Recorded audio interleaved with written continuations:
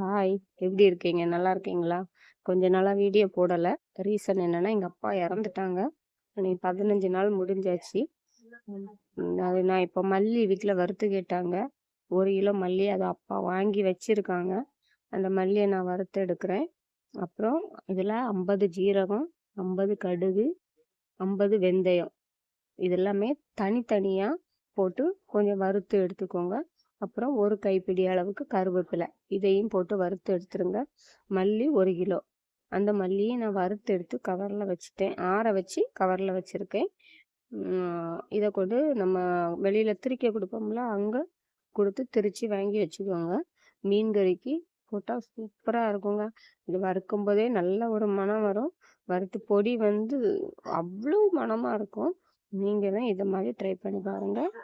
50 ஜீரகம், 50 கடுகு, 50 வெந்தயம், கொஞ்சம் கருவேப்பிலை, 1 கிலோ மல்லி.